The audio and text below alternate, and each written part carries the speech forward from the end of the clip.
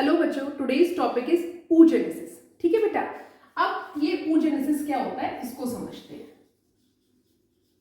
देखो, साइंस में specially in biology as name suggest, ऊ का मीन्स होता है एग और जेनेसिस का मतलब होता है फॉर्मेशन या प्रोडक्शन। ठीक है, दैट मीन्स एग्स का फॉर्मेशन को क्या बोलते हैं? oogenesis बोलते हैं। अब जो ह्यूमन में फीमेल्स होती हैं उनमें जो गैमीट का फॉर्मेशन होता है दैट मीन्स ओवा, उसके फॉर्मेशन को अपन क्या बोलते हैं? oogenesis। ठीक है बेटा, आपको मतलब समझ में आ गया। अब नेक्स्ट अपन बात करेंगे कि ये जो oogenesis हो रहा है ये कहां पर हो रहा है और कैसे हो रहा है, इसको समझते हैं। देखो, सबसे पहले क्या होगा कि जो oogonia होते हैं, ठीक है, जो oogonia, अब ये oogonia कहां पर होते हैं? ध्यान से सुनो। कोई भी जो फीमेल बेबी जिसका जन्म होने वाला है, जब वो अपने मदर के यूट्रस में है एम्ब्रियोनिक स्टेज में बिफोर बर्थ, तो उसकी ओवरीज में ये oogonia प्रेजेंट होते हैं और इन oogonia में क्या स्टार्ट होता है बेटा? Embryonic stage. ध्यान रखेंगे बच्चों, इनमें क्या स्टार्ट हो रहा है? इनमें स्टार्ट हो रहा है ग्रोथ। ठीक है, अब ग्रोथ होगा, इनका मल्टीप्लीकेशन होगा और ये बहुत सारे oogonia को फॉर्म करेंगे। जब बहुत सारे oogonia का फॉर्मेशन होगा तो अब यहां पर स्टार्ट होती है नेक्स्ट प्रोसेस, माइटोसिस। ठीक है, अब ये जो माइटोसिस है, ये सब चीजें ध्यान रखेंगे बेटा। ये जो फीमेल है उसका जो यूट्रस है उसके अंदर हो रहा है, कि मदर के यूट्रस में हो रहा है, किसमें? फीमेल जो एम्ब्रियो है उसके अंदर, जिस बेबी का बर्थ होगा उसके अंदर। ठीक है, अब ये हो गया, माइटोसिस हो गया, दैट मीन्स यहाँ पे माइटोसिस हुआ तो फिर इनकी ग्रोथ हो गई, डिफरेंशिएशन हुआ बट डिवीजन नहीं हुआ। ठीक है, तो ये प्राइमरी जर्म सेल ग्रोथ हो रही है, तो यहाँ पे हमारा क्या बनेगा? Primary oocyte। क्लियर है? प्राइमरी oocyte बना। अब ये जो प्राइमरी oocyte है, ठीक है, यहाँ पे इन सब की जो प्लॉइडी है इसको समझते हैं, क्योंकि ये एम्ब्रियोनिक स्टेज में है तो यहाँ पे इनकी प्लॉइडी होती है बेटा 2n, यानी कि 44 प्लस XX। ठीक है, क्योंकि फीमेल है तो XX, ये प्लॉइडी यहाँ पे सेम रहेगी, 2n प्लॉइडी, यहाँ पे भी 2n, क्योंकि माइटोसिस हो रहा है, सिर्फ ग्रोथ हो रही है, डिवीजन नहीं हुआ है। ध्यान रखेंगे मेरी बात। अब ध्यान से आप लोग आगे सुनेंगे। अब क्या होगा? हमारा प्राइमरी oocyte बन गया बेटा। अब प्राइमरी oocyte में बेटा नेक्स्ट चीज स्टार्ट होती है, वो क्या होता है आपका? मियोसिस। वो क्या स्टार्ट होगा? मियोसिस 1। ठीक है, अब ये जो मियोसिस है, प्लॉइडी अभी भी क्या है? 2n है, ध्यान रखेंगे।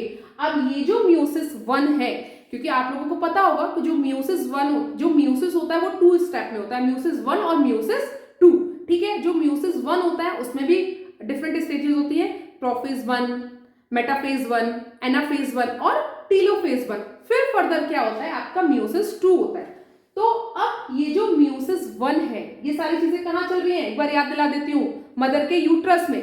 ठीक है, ये जो मियोसिस 1 है ये क्या करेगा? ये कंप्लीट नहीं होगा और नेचर ने यहाँ पे इसको एक ब्रेक लगा दिया, बोला कि अरे भाई तुम बहुत ग्रोथ से बढ़ रहे हो, रुक जाओ थोड़ा सा। तो किस स्टेज में यहाँ पे इनको लॉक कर दिया? इनको कर दिया जो डिप्लोइड स्टेज होती है प्रोफेज 1 की, वहां पे जो डिप्लोइड स्टेज होती है प्रोफेज 1 की, वहां पे इनको क्या कर दिया बेटा? लॉक कर दिया। ठीक है, अब ये ऐसे ही रुक गए। अब क्या होगा फर्दर कि जो वो फीमेल है, बेबी उसका जन्म हो जाएगा, उसके जो ओवरी है, जब जन्म हो रहा है तो बहुत सारे प्राइमरी oocyte लाइक 60,000 to 80,000 के राउंड ऑफ जो प्राइमरी oocytes है वो उसकी ओवरी में प्रेजेंट होते हैं जब भी किसी फीमेल का बर्थ होता है। ठीक है, अब क्या हुआ? ओवरी भूल गए कि भाई मेरे पास कुछ काम है, चल रहा है, 1 साल की हुई बच्ची, 2 साल की, धीरे धीरे वो एडोलेसेंस जो एज होती है वहां पे आ गई। ठीक है, तो अभी तक ही हमारी जो सारी प्रोसेस हो रही थी बेटा, ये कहाँ हो रही थी? आपकी बिफोर बर्थ। ये कहाँ हो रही थी? आपकी बिफोर बर्थ। ध्यान रखेंगे आप लोग। ठीक है, बिफोर बर्थ हो रही थी ये सारी प्रोसेस। ठीक है, अब जब एडल्ट स्टेज आएगी उसमें क्या होगा? जो आपका हाइपोथैलेमस है वो जीएनआरएच को रिलीज करेगा। जीएनआरएच क्या करेगा? पिट्यूटरी ग्लैंड पे काम करेगा, वहां से एफएसएच यानी कि फॉलिकल स्टिमुलेटिंग हार्मोन जो है वो रिलीज होगा। अब ये जो फॉलिकल स्टिमुलेटिंग हार्मोन है ये क्या करेगा? ये फिर से ओवरी को याद दिलाएगा, अरे भाई कुछ करना था तुमको। ठीक है, तो अब ओवरीज जो है वो फिर से एक्टिव होगी, फिर से एक्टिव होके क्या करेंगी? अब ये जो मियोसिस 1 है यहाँ से फिर फर्दर प्रोसेस स्टार्ट होगी और ये जो प्राइमरी oocyte है बेटा, ये आपका अनइक्वल साइटोप्लाज्मिक डिवीजन करेगा और यहाँ पे एक लार्ज सेकेंडरी oocyte बनेगा और एक स्मॉल पोलर बॉडी बनेगी। ये जो है ये आपका सेकेंडरी oocyte है, ये सेकेंडरी oocyte है और ये आपका पोलर बॉडी है।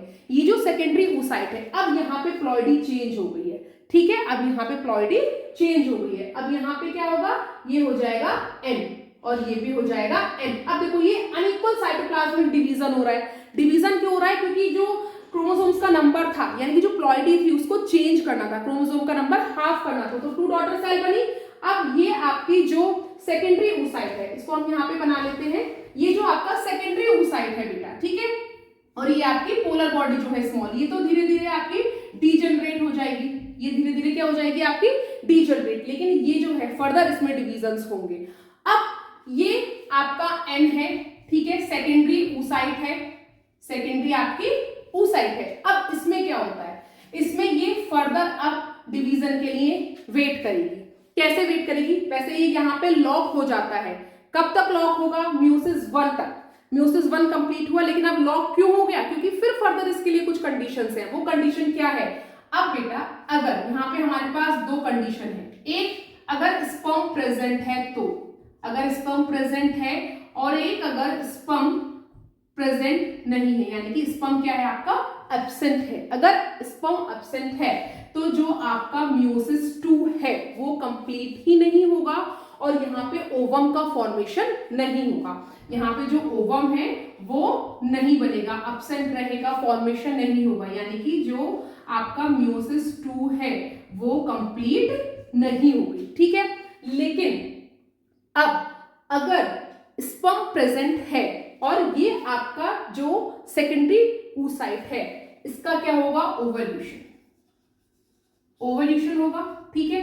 अब अगर ओवल्यूशन होता है तो ये कहाँ आ जाएगा, आपकी जो फैलोपियन ट्यूब होता है, आपकी ओवरी से जो कनेक्टेड रहती है ना फैलोपियन ट्यूब्स ऐसे करके, ठीक है, जो एग लेती है, तो ये यहाँ पे चला जाएगा फैलोपियन ट्यूब्स में। अब इन फैलोपियन ट्यूब्स में क्या हो रहा है बेटा, कि अगर स्पर्म एंटर कर जाता है तो म्यूसिस 2 जो है, जो यहाँ पे अरेस्ट हो गई थी, अगर स्पर्म प्रेजेंट नहीं है, ओवा बन ही नहीं पाएगा, तो म्यूसिस 2 यहाँ अरेस्टेड रहेगी, नहीं पूरी होगी। लेकिन अगर स्पर्म एंटर कर जाएगा तो बिफोर फर्टिलाइजेशन, ध्यान से सुनेंगे मेरी बात, बिफोर फर्टिलाइजेशन ये जो आपकी फैलोपियन ट्यूब है, यहाँ पे क्या होगा, म्यूसिस 2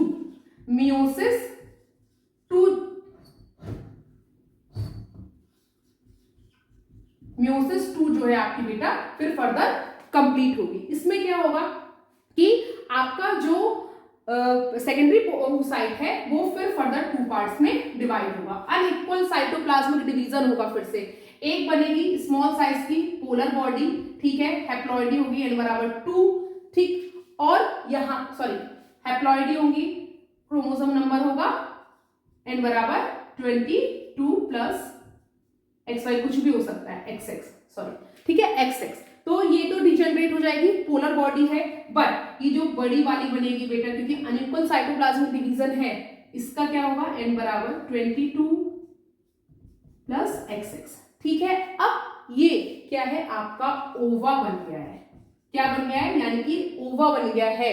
अब ये क्या सारा काम कहाँ हो रहा है, फीमेल्स, जो गर्ल है या जो वो फीमेल जिसके अंदर स्पर्म की एंट्री हो चुकी है, उसकी फैलोपियन ट्यूब्स में हो रहा है। सेकेंडरी oocyte जो है उसमें अब म्यूसिस 2 कंप्लीट हो रहा है, तो यानी कि सेकेंडरी oocyte से फिर से 2 डॉटर सेल बनी, अनइक्वल साइटोप्लाज्मिक डिवीजन हो रहा है बेटा, याद रखेंगे यहाँ पे अनइक्वल साइटोप्लाज्मिक डिवीजन होता है।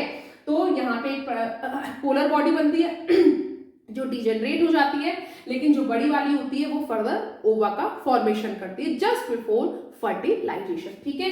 तो यही आपका oogenesis है, ध्यान रखेंगे कुछ डिफरेंसेस होते हैं इसमें। जो स्पर्मेटोजेनेसिस होता है मेल में, वो एडोलेसेंस एज पे ही, जब मेल्स जो है वो अडल्ट होते हैं, बॉयज एडोलेसेंस एज में पहुंचते हैं, सेक्स हार्मोन रिलीज होते हैं, तब टेस्टीज में होता है। लेकिन फीमेल्स बहुत ज्यादा एक्टिव है, फीमेल्स में ये काम कहाँ स्टार्ट हो जाता है, जो फीमेल्स की ओवरी होती है, जब उनका बर्थ होने वाला होता है, जब वो अपने मदर की यूट्रस में होती है, वहीं पे ये स्टार्ट हो जाता है, ध्यान रखेंगे।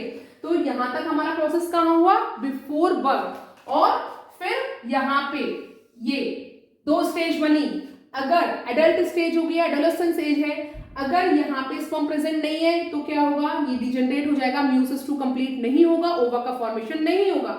अगर स्पर्म एंटर हो गया, ओवल्यूशन हो रहा है, ओवल्यूशन में क्या होगा, ये फैलोपियन ट्यूब में पहुंचेगा, जो सेकेंडरी oocyte है उसमें जो है डॉटर सेल्स बनेंगी, उससे डॉटर सेल बनेंगी, म्यूसिस टू कंप्लीट होगा, ओवा का फॉर्मेशन होगा और एक पोलर बॉडी बनेगी। ठीक है, फीमेल्स में ये सारा प्रोसेस कहाँ हो रहा है, जो गर्ल है एडल्ट गर्ल उसके फैलोपियन ट्यूब्स में, यानी कि आफ्टर बर्थ, और ये सारी चीजें कहाँ हुई, बिफोर बर्थ। ठीक है, और मेल में सारी चीजें एडल्ट स्टेज पे ही स्टार्ट होती हैं। ठीक है, ये फीमेल्स और मेल्स का डिफरेंस होता है।